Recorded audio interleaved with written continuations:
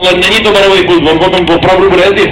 Jak u toho stojí tady mladý fotograf, tak to prostě vypadá to jako stoleček do báru, ale opravdu to je překážka pro tohleto šílený kolo.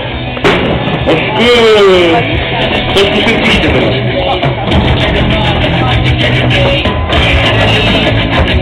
To je dalečák. A, tohle mi nešlo.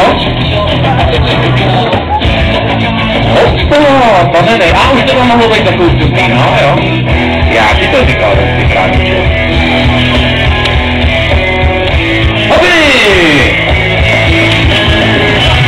Lidi mu tleskejte, vůbec se nebojte!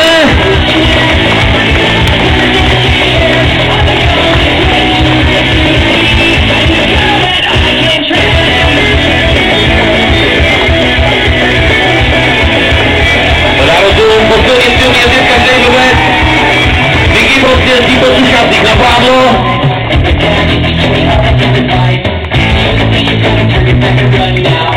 No, ekologicky uklidíme do separovaného odpadu, plasty podjeviště. Ještě si dáme, jo, no, slyšná. No, tak to zkusíme, jak to dneska jde.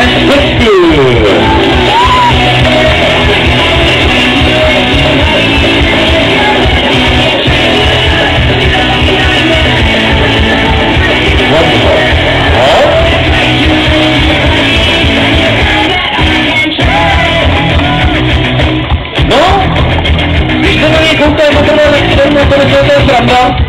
Když jsem to tady zkoušel, tak jsem viděl, že sranda není. Tak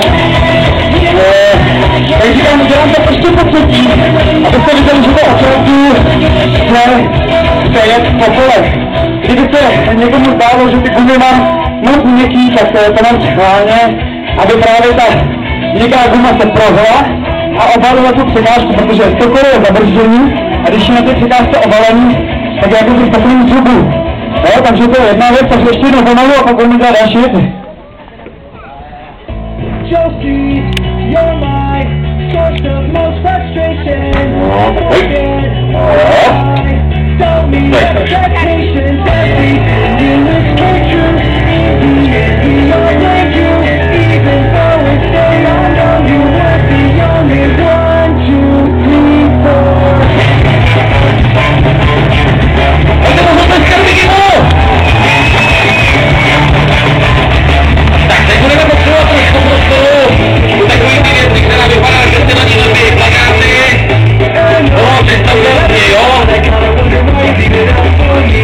Prostě když jede, tak se nahrává.